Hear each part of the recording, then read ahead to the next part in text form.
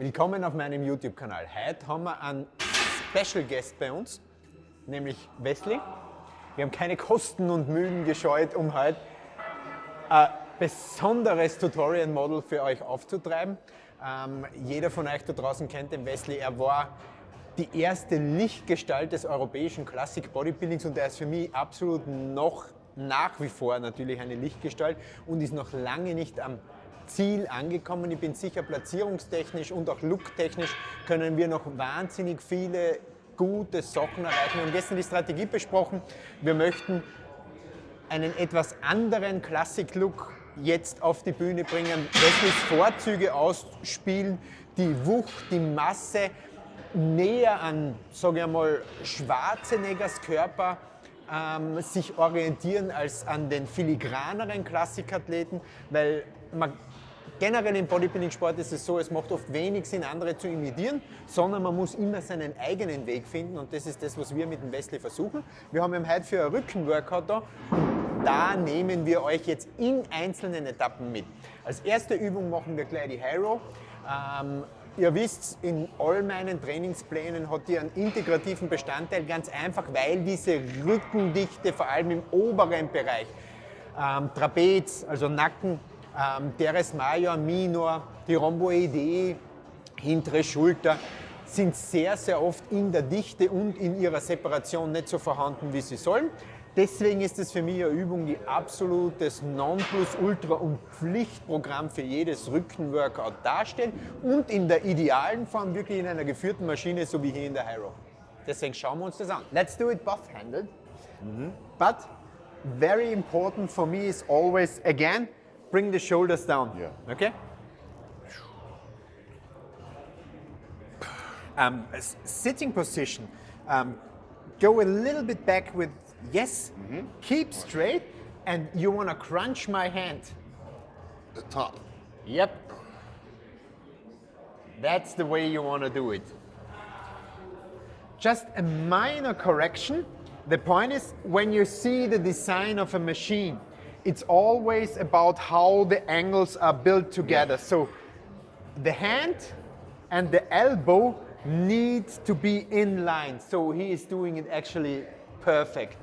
Was ich jetzt gerade gesagt habe, ist die Tatsache, wenn ihr eine Maschine oder die Biomechanik einer Maschine anschaut, dann geht es immer darum, dass es eine effiziente Bewegung ist, vor allem eine Bewegung, die in den Hebeln der Maschine und den eigenen Gelenken wiedergespiegelt wird. Also es würde jetzt keinen Sinn machen, wenn zum Beispiel der Ellbogen nach unten wegdriften würde, da würde ich jetzt nicht in die gezielte Muskelgruppe hineinkommen, beziehungsweise ich hätte eine ineffiziente Bewegung, weil ich mich selbst in der Bewegung sperre. Das heißt, der Verlauf der Bewegung ist eine Ebene, die Kontraktionsebene ist hier im oberen Rücken, hinten beim Trapez spanne ich das ganze Paket zusammen. Ihr kennt den Spruch, es geht darum bei der Übung, den Ansatz zum Ursprung, beziehungsweise ja, den Ansatz zum Ursprung der trainierten Muskulatur zu bringen und das ist in diesem Fall, wir wollen diesen Punkt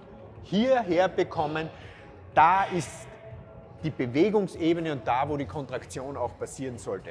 Häufiger Fehler, viel zu viel Armaktivität, das heißt, ich beuge nur in diesem System und kontrahiere es nicht nach hinten. Ein guter Rücken im Bodybuilding ist ein Rücken, der in seiner Gesamtheit keine Schwächen hat. Und der Wesley, vielleicht schafft es irgendwie ein tolles Bild von Wesleys Rücken einzublenden, ist für mich der Inbegriff eines perfekten Rückens.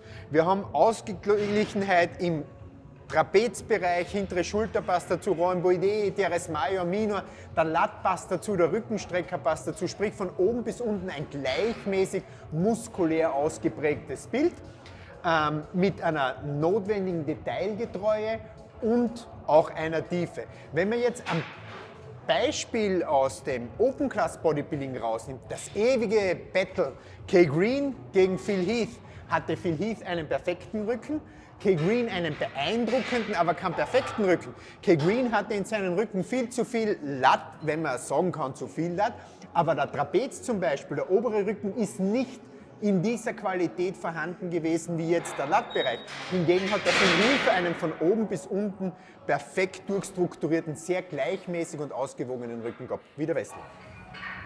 Ah, excellent movement. Absolutely excellent movement.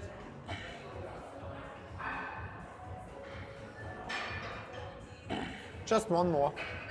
We are still warming up.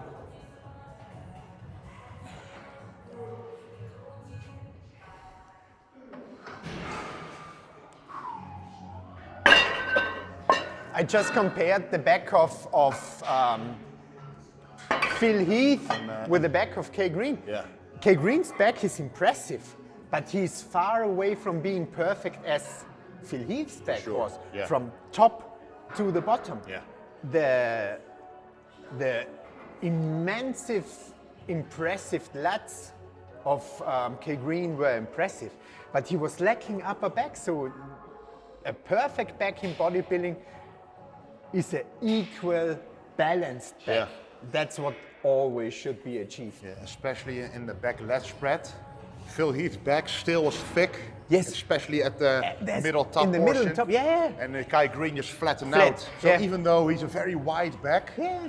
if you don't have the 3D effect, it doesn't matter anymore. And that's quite funny because you will agree most people are lacking in lats.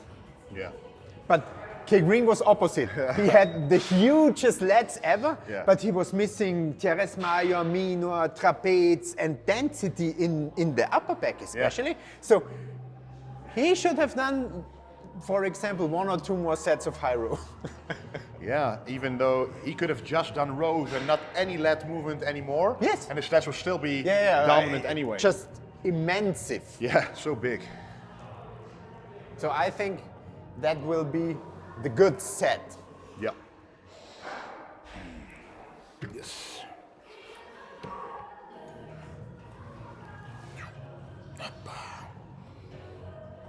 And contraction. 1,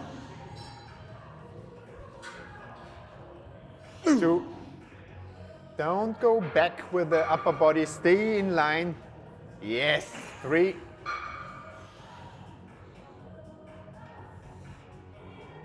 4.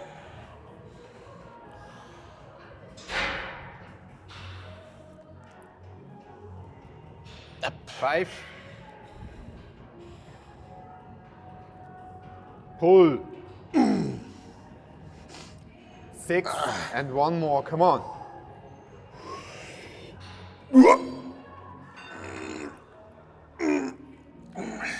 Yes. Very nice. Excellent set. Really feel it in the exactly where you squeeze the shoulder blades together. Yes. In the inside, that's where you feel it. That's where you feel it. Yeah. And a little mistake could be when you go back and you're doing the initial movement out of your lower back.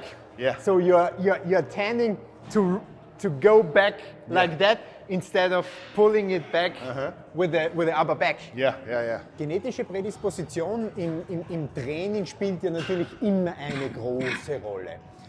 Wobei ich ein Verfechter der Theorie bin, man mag mich auch widerlegen, dass wenn ein Organismus gut auf Muskelwachstum anspricht, dann spricht jede Muskulatur gut auf Wachstum an. Es ist halt so, dass man für gewisse Muskelgruppen eher ein Talent hat, sie perfekt zu treffen als für andere und deswegen kommen Asymmetrien zustande.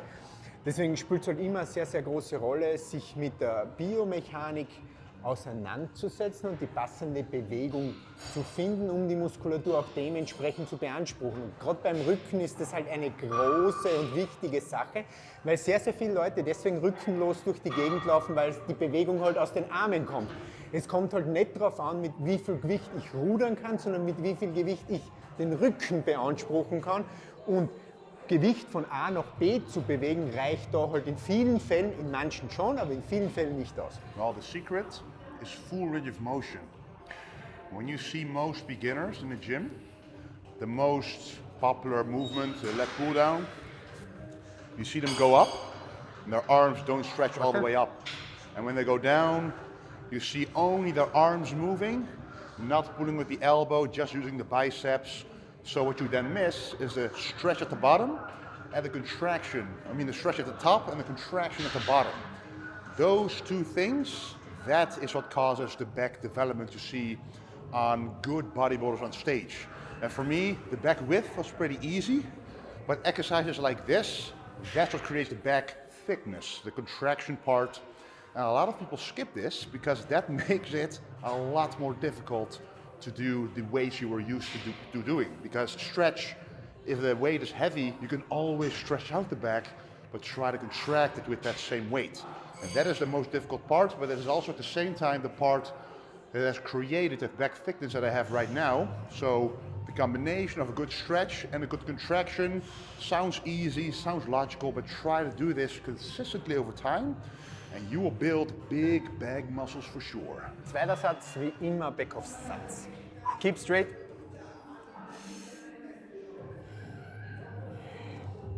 Ja, wonderful. 2. 3. 4.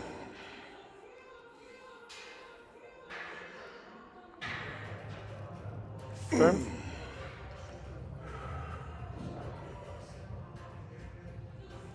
6.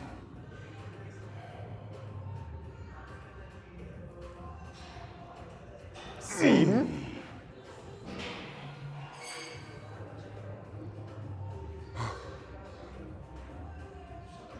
8. I want a 12.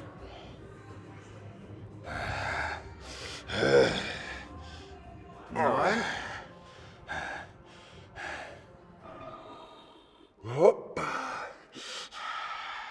Yes. 10.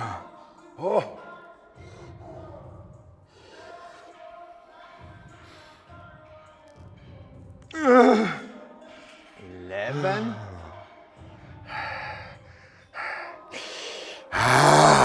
Come on. Yes. Oh. The first set was good because we reduced with 40 kilograms and it was on the limit. Also man sieht richtig schön, der erste Satz hat richtig schon geknallt, weil die Performance halt so abgedroppt ist. Also es ist immer rein theoretisch ein gutes Zeichen, Pause war ja auch genug dazwischen. Die Form während dem intensiven Satz aufrechtzuerhalten ist für mich ein ganz wesentlicher Punkt, weil es bringt nichts, wenn ich dann anfange abzufälschen und in ein anderes Bewegungsmuster reinzutun und dann trainiere ich genau die Strukturen, die schwach sind, ja nicht mehr, sondern lege die Bewegung auf eine andere Muskelkette. Und für alle, die sagen, Abfälschen funktioniert, dann kann man genauso wachsen. Das stimmt, wenn du diese Muskeln hast. Die meisten Leute, die das sagen, haben leider Gottes die Muskeln halt nicht und das sollten sich spätestens dann überlegen, vielleicht was anderes zu machen. Even with experience, like I have for 14 years of training, it will always be a challenge to keep form perfect.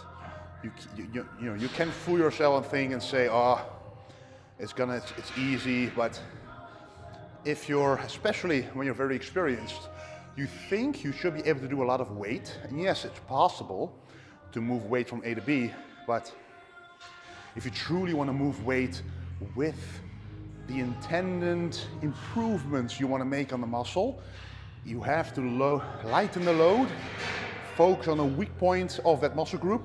And of course, if it's a weak point, obviously, it's not going to be as strong as you want it to be, because that's what you're working on. But when you get stronger using that form, that's when you make the most progress. So yes, it is still difficult to do, but that's exactly why not a lot of bodybuilders are perfect. Because it is difficult to have perfect form on all movements. And that's why it's rare to see someone with an incredible back, for example, because that requires a lot of effort, form, and leaving your ego at the door, for sure. High Row ist definitiv eine Übung, die ich allen ans Herz lege. Das nächste Tutorial ist eine Übung, die ähnlich ist, ein bisschen mehr oldschool, aber dazu mehr im nächsten Video.